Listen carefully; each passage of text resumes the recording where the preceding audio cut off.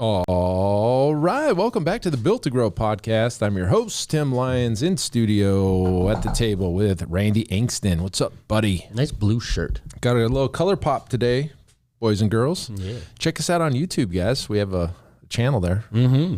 I See our faces. think we're up to like 15 views a video. 15 followers. No, there's 170 followers now. That's awesome. It's more than 5. That's probably like half our friends. Yeah. My mom. We only needed more moms. Anyways, quick announcement before we get into this episode. The Iron Circle is open. It's ironcircle.net. If you've heard us talking about it, it's our highest level masterminds, the top 5% of the industry. It's the movers and the shakers, the big thinkers, the people that don't think like there's a box, right? Yep. Instead of thinking outside the box, there is no box with these folks. And it's a great group of guys and girls, all gym owners, doing $30K a month or more. That's kind of the line in the sand where we decide whether or not to allow you in or not. It's no knock on anybody that's not quite there yet. It's really that the conversations are a little bit different. You run into different problems, different solutions, and we just want to make sure that group's tight. But if you have interest in that, we'd love to talk to you. It's ironcircle.net.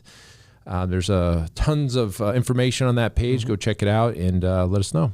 Can't wait. All right, guys. So this episode, we're going to talk about falling in love with your product. So this is I'll take you back to the early days of the Pulse Fitness mecca of 2009. I opened a gym here in town. It's only a block away. It's in a different shopping center. It was about 3,100 square feet.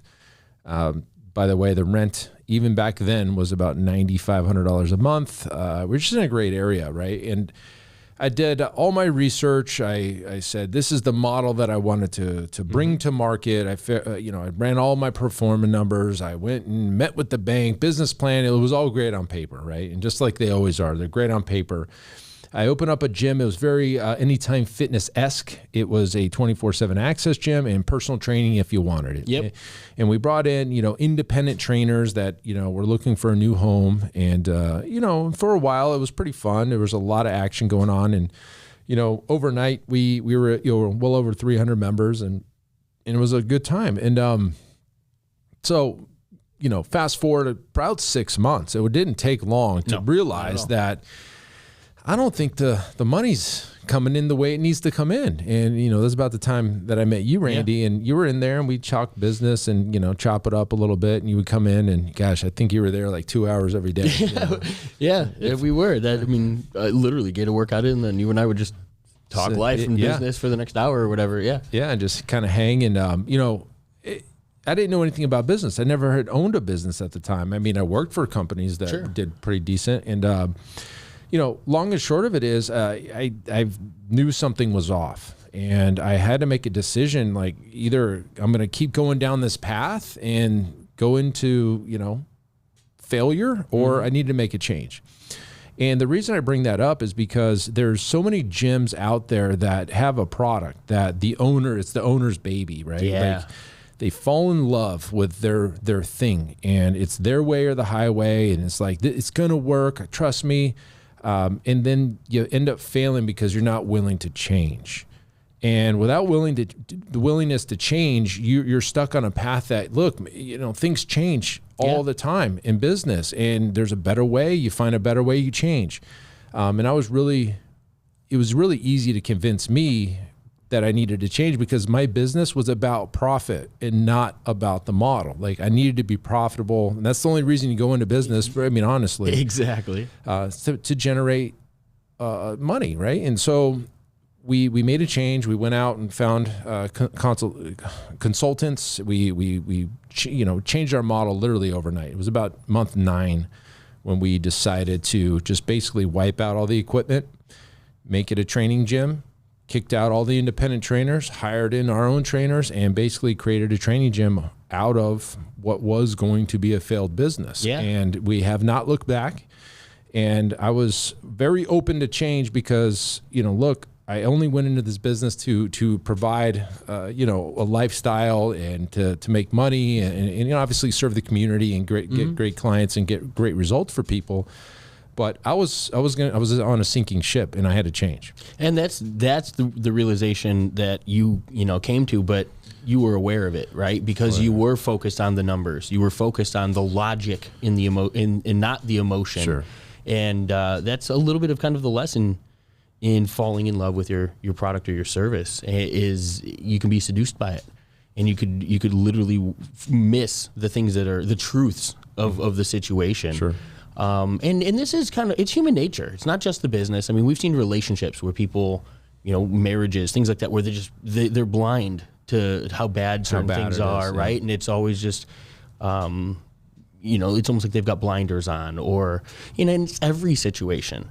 It's when you're too close to the problem in a way, right? Mm-hmm. And then one of the benefits of having a coach or having somebody else, like you said, you pursued a consultant, somebody else outside of your position to look at the business, give you their view on how things were, and then work towards a solution, right? Mm-hmm. That was you pursuing a change because you were aware of a problem. Yep. That right there needs to happen, and this is exactly what this episode is take a look at where you are in your business. Are you making required changes because the evidence is there, or are you resistant to change because my clients won't, or you've worked so hard to build this that it's only going to get you to a certain point, and you're not willing to change, you relate the business as it is to your identity. Yeah, I can see that. All the time, right? Like, I'm the independent trainer or independent one-on-one master trainer, you know what I mean, in my business and things like that. Well, absolutely, that might be awesome, but do you want to work the 15 hours a day that you've been working for the last 20 years forever? Well, that's a thing. You need to zoom out in order to kind of understand where you're at. So a lot of times, like you said, you're so close, you're very intimate with the problems. You just are working to work at that point. When you zoom out, you kind of see the overall picture. I think the book we talk about all the time that really changed my perspective was the Cash Flow Quadrant. And I was just like looking at that, and I was like, yeah, this is an easy decision for me. I need to make changes. One, because the money was running out. I was pushing money in for my savings. I was getting it for my wife, 401k, whatever it took to get it stabilized. It was right around 6 months when that kind of full rent, you get abated rent for sometimes when you do these deals. And so it was like half rent for a while. And then 6 months, it was like full blown rent. And I was ready for it, but it was dry. We were going to dry up that cash real quick. And, we were only bringing so many people in, people were leaving. And it's like, the memberships were only like $30, like $30-$40. I needed a lot of $30-$40. And again, that was the kind of middle of the road, no man's land. It wasn't low price, like a $9, and it wasn't, $200. And I was right in the middle, no man's land, they call it. And it's like, you're just going to die on the vine. And so, we wiped it out. Only training was available. It pissed a lot of people off. But unfortunately, that's the fact of business. You either you made those changes, or you make changes, or the doors close, and then you piss everybody off. You know what I mean? You're never going to make everybody happy, and unfortunately, those are the toughest decisions to do in business. When you know that you have to make a decision and it's going to let some of your clientele down, yes, but in order to save the ship, some of those decisions sometimes have to happen. Right. I mean, we've talked about the cycle, here. Nobody was using it, right? There was no reason. Spin. I mean, right? When their spin was here, it wasn't being utilized. You were literally paying somebody to sit on their ass for an hour, and nobody would show up for the class. Yeah, that was a problem. That makes no sense from a business decision. So when that left, right, it ruffled the feathers of the 3 people who wanted it as an option, even though they didn't, even though they weren't using it. But and I fast forward, after we made that change to a training model, we did a lot of large group, and we did a lot of we did semi-private then, and a lot of one-on-one. It was like a mix, and in our large group really took off. It was very interesting. So, at the time, semi-private was fairly new. Again, this is 2010. Everybody was used to one-on-one. That was the way you did it, and a large group. So like boot camp was very hot at the time, and so we were, blowing out at the seams. We would go out into the parking lot. It was fun. I mean, I'll be honest with you. I was doing the workouts. It was a lot of fun, and we would kick each other's asses in that.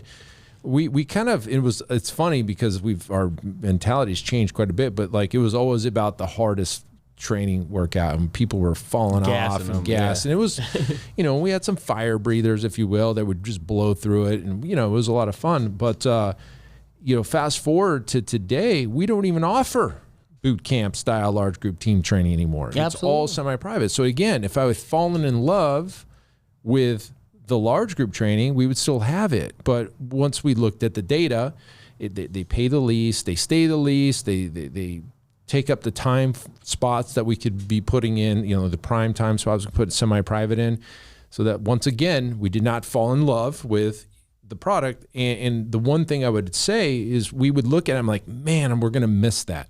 It's a lot of fun to train. Sure. The music cranks up. I mean, yeah, but numbers didn't make sense. And so, once again, we chopped that off and we went semi-private only.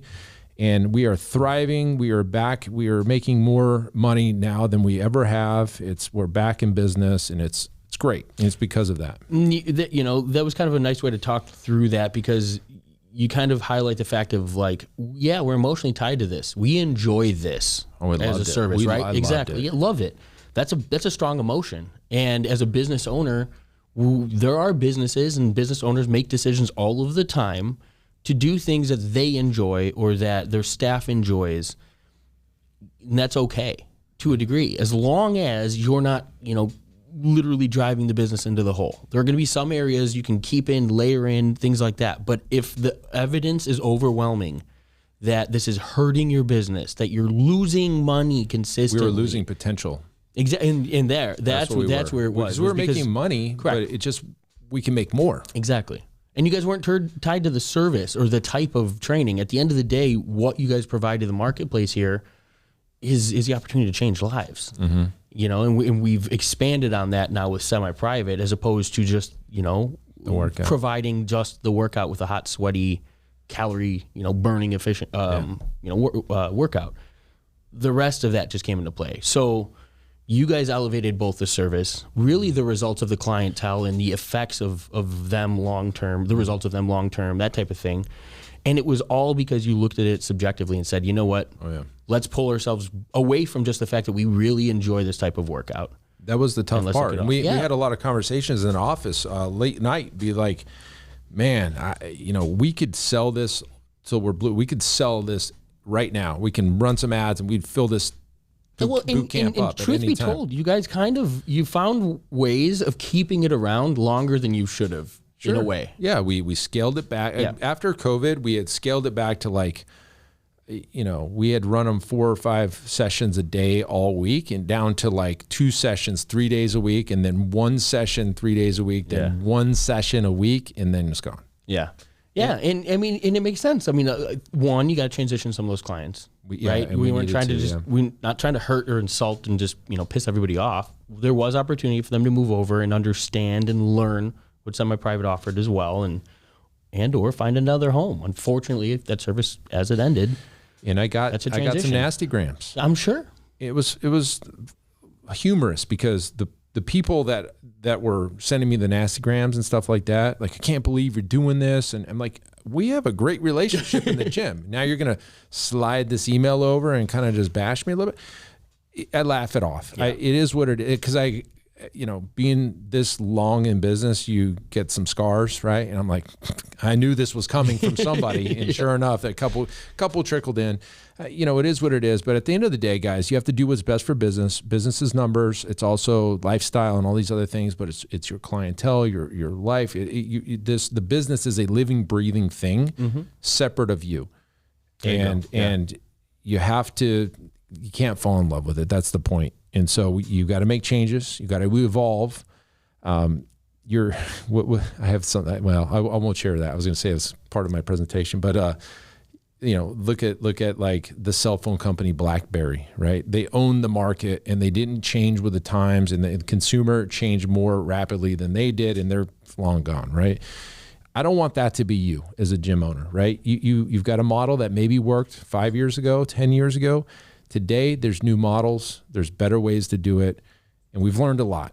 And so this is your opportunity to take a step back, zoom out, and take a look at your business, your product, your service, your culture, your clientele, everything, your model, your layout, all of it needs to be looked at, and don't fall in love with it. Make the changes, the hard changes that you need to make to push the business forward. It's going to the caveat here is it's going to make things easier for you. It should. It should, sure. It might be difficult in the interim, right? Like, but with that information, now you have power, right? So every one of those problems or every one of those areas where you're tight or the cash flow is a thing, like, guys, the solutions have been figured out. Like, you know what I mean? The businesses, the other gyms have done this for years. And so once you look at your business from that 40,000 foot view, give yourself the ammunition, just start going and addressing those problems. That's how you get out of the hole. That's the changes that you need to make. It's not just working harder at what you're doing today. Well, it's that old saying, like, if you want success, you just find the people who are successful and model what they're doing. Emulate it, yeah. And there's a lot of successful people in this model. Yeah, we're one of them, but there's others. And if nothing changes, nothing changes, and that's the thing. Like, people, they're so in love with the way that things, you know, like, everything that it is, even though maybe, you know, it's burning down around you. Yeah, you got to remove that emotion, step back, look at things the way they are. You're the leader, but gym owners, you're the leader. It's up to you to define the changes and make the changes. So right the ship. This is your heads up. Yeah. That's it for this episode, guys. Hopefully that helped you. And until next episode, guys, keep changing lives. We'll see you on the next show. Bye. All right. And thank you for listening to that episode of the Built to Grow podcast, where we help gym owners win. Now, do you want to connect with me and other gym owners online? All you need to do is join our private Facebook group, Business Talk with Fitness Professionals. Just head on over to Facebook and type in Business Talk with Fitness Professionals. And when you do, we're going to give you our 10 marketing strategies 7-figure gym owners use to win. I look forward to seeing you in the next episode. Until then, keep building something great.